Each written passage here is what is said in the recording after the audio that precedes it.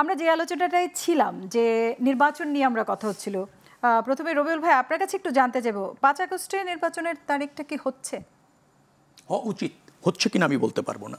হওয়া উচিত এই কারণে যে 1 বছর ইতিমধ্যে অতিবাহিত হয়েছে। সংস্কারের বিষয়ে আমরা কাছাকাছি বা একমত অনেকগুলি বিষয় হয়েছে, মেজর বিষয়গুলিতে আমরা একমত হয়েছি। যতটুকু একমত হওয়া গিয়েছে এইটুকু বাস্তবায়ন করতে পারলেই বাংলাদেশ গণতান্ত্রিকভাবে প্রতিষ্ঠিত হবে এবং জনগণের ক্ষমতায়ন নিশ্চিত হবে।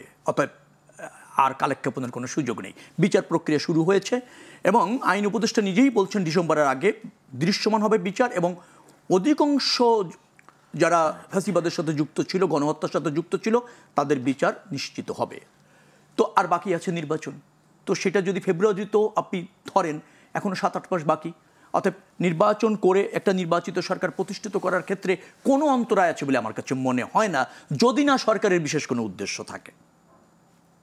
আচ্ছা, এখন আপনি বলছিলেন সরকারের কিন্তু আগামী সংসদে 3টি কাজ করতে হবে। একটা হচ্ছে এই সরকারের একটি বৈধতা দিতে হবে, সরকারটি কি বৈধ কিনা। যদিও এই সরকারটি গঠিত হয়েছে অ্যাপিলেট বিভাগের রেফারেন্স নিয়ে, কিন্তু এই সরকারটি, আমি আবারও বলছি, অনির্বাচিত, নিয়মিত না এবং সাংবিধানিক ধারাবাহিকতায় যেহেতু না, অতএব এই সরকারটারই প্রথমে বৈধতা দিতে হবে। এরপর দিতে হবে এই সরকারের মেয়াদকালে যত কাজ হয়েছে তার বৈধতা।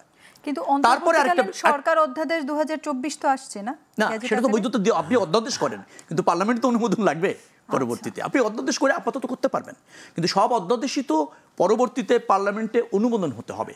সেই জন্য বলছি ওদের বৈধতা লাগবে। আরেকটা হচ্ছে যে সাংবিধানিক সংস্কারগুলি সরকার করতে যাচ্ছে আলোচনার ভিত্তিতে, সেটাও তো সংবিধানে যুক্ত করার ক্ষেত্রে আপনার সংসদের প্রয়োজন হবে, মেজরিটি অথবা ঐক্যমতের ভিত্তিতে প্রয়োজন হবে। এই জন্য বলছি যে সরকার যে কাজগুলি করবে, অর্থাৎ তার মেয়াদ, তার কর্ম এবং তার এই যে সংস্কার, এই সবগুলি কিন্তু নির্বাচিত সরকার এবং নির্বাচিত সংসদের প্রয়োজন হবে। যার ফলে এইটা কোনো ব্যক্তি গোষ্ঠীর চিন্তায় প্রাধান্য পেলে সেক্ষেত্রে এগুলি বৈধতা পেতে অন্তরায় তৈরি হবে। সরকারের সমস্যাটা যেখানে হয়েছে, সরকার, অন্তর্বর্তীকালীন সরকার মনে করছে যে আগামীতে যে সরকার হবে সেটা মানে স্বৈরাচার। অর্থাৎ তাকে কিভাবে খর্ব করা যায়, তাকে কিভাবে ফেস করা যায়, এই একটা কাল্পনিক ধারণা নিয়ে সরকার কিন্তু বৈরিতা কোনো সময় তৈরি করছে এবং তার দায়িত্বের বাইরে যাওয়ার চেষ্টা করছে। রাজনৈতিক দল মানে দুর্বৃত্ত, এরকম একটা ভাবনাও তাদের মধ্যে রয়েছে। কেন করছেন, মনে করছেন কেন?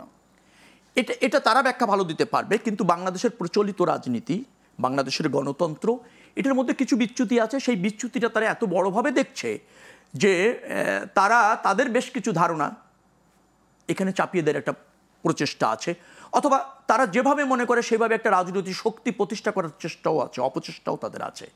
যার ফলে কোনো সময়ে সরকার এবং এই ঐক্যমত কমিশন যাই বলেন না কেন, তারা জাতির আকাঙ্ক্ষা পূরণে বা ধারণ করতে ব্যর্থ হচ্ছে। আর ওইটারই পরিণতিতে অনৈক্য হচ্ছে, বিভাজন হচ্ছে, নির্বাচন নিয়ে সন্দেহ তৈরি হচ্ছে। এই যে আলোচনাগুলি আপনি দেখছেন, সেই জায়গাগুলি জাতি কিন্তু কিছুটা হলো হতাশ এবং জাতি কিছুটা হলো, আমি বলবো যে আস্থা রাখতে পারছে না। যার জন্য দেবব্রত ভট্টাচার্য ওইভাবে বলেছেন, আমরা পলিটিশিয়ানরা বলছি, আমরা বলে গুরুত্ব কম পায়, মনে করে যে পলিটিক্যাল উদ্দেশ্য আছে। দেবব্রত ভট্টাচার্যরা যখন বলেন তখন মনে হয় যে না, এটা একটা নিরপেক্ষতা পাচ্ছে। আমার ধারণা হচ্ছে যে সরকারের এই যে কল্পকাহিনী, সেখান থেকে বেরিয়ে আসতে হবে। আমি একটা কথা আপনাকে বলি, প্রিন্স ভাই একটা রাজনৈতিক দল আছে, তিনি একটা বিষয়ে সংস্কার করতে একেবারে দৃঢ়প্রতিজ্ঞ। ধরেন এই সরকার সেটাকে আমলে নিল এবং সেই আলোকে এখন এটা ঐক্যমত হলো বা ঐক্যমত হলো না, ওইটাকে সরকার যেভাবে করার জন্য ডিজায়ার প্রকাশ করলো, ব্রুট মেজরিটি নিয়ে বিএনপি ক্ষমতায় আসলো। বিএনপি এখন এটা দ্বিমত করছে, কিন্তু পার্লামেন্টে এসে সেটা করতে চাইল না। সে না যদি চায় বিএনপি, তাহলে তাকে করাতে কেউ বাধ্য করতে পারবে না, বিকজ সে জনগণের ম্যান্ডেট নিয়ে আসছে। অর্থাৎ বিএনপি জনগণের কাছে দায়বদ্ধ, জনগণের কাছে সে যে ইশতেহার নিয়ে গিয়েছে, যে পরিবর্তনের জন্য নিয়ে গিয়েছে, জনগণের কাছে চেয়েছে, অনুমোদন চেয়েছে, জনগণ দিয়েছে।